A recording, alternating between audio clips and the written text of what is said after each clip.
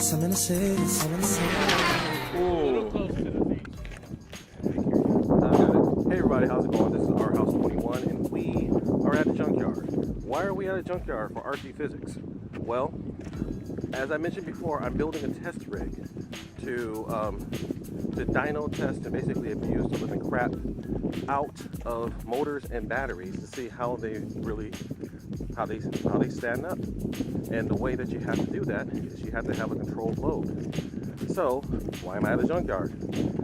So I am going to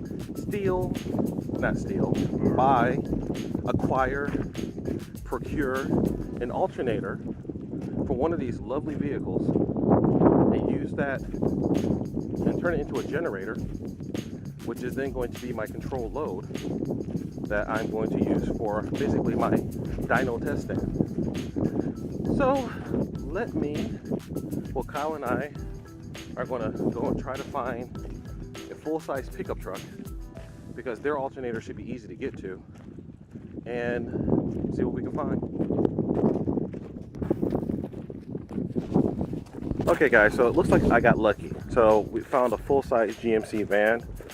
So I'm looking for a car with an alternator that's at least 100 amps capable. That's going to let me produce about 1200 watts of electrical power. And down here we have a nice, way down there you see its alternator is still intact. So it looks like this car hasn't been here very long. So I'm going to go ahead and cut that fan belt and then pop this guy out so I can get it with its wiring harness. And hopefully this should be a really quick job. Okay, boys and girls, we have successfully extracted an alternator. You're welcome. So with a little help of Kyle there.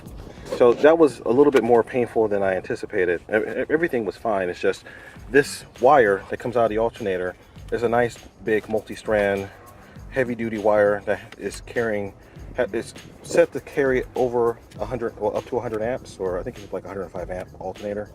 So yeah, it has to be a pretty beefy wire. So it did not want to cut. But so Ma was able to cut it easily. It wasn't easily. I wrestled it. I got the alternator free. He clipped the connections. The reason I wanted to do it this way is because I want to keep this wiring harness intact here, because you need this harness in order to energize the coils in the middle of the alternator that then can help to make it turn into a generator. At the same time? Yeah, so basically you've got inside of it, I can see on the video here, go ahead and turn it. So you have a rotor and a stator, just like a motor. So the rotor is the part that turns, is in the middle, and the stator has coils around the edge. So with a typical generator, you need to have a magnet that moves by a set of coils, and that causes that creates a current.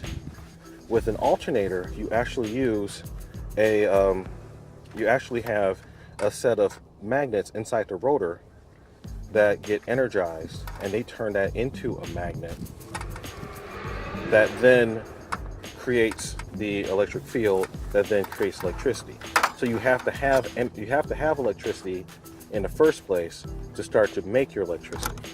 So for my test rig, I'm going to have to wire up a 12-volt source that energizes the coils that then will allow it to start to produce electricity once you spin it. So yeah, it makes sense, but this is the reason why, you know, I need to get this harness so that I can feed the coils.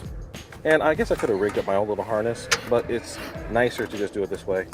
Are you trying to remove that fan belt or that serpentine belt? Is it possible? It is possible. It should just come right off. It must be stuck on something.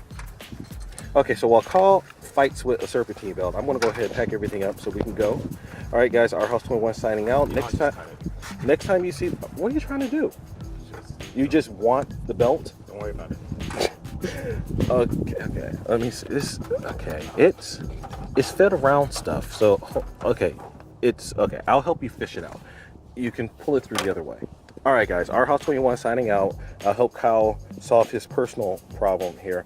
But next time you see this alternator, it's going to be on my workbench, and we're going to be rigging up a bracket for it so that I can, you know, figure out how to connect it to my motors. Don't do that. I don't need that long of a line. We can do a little bit.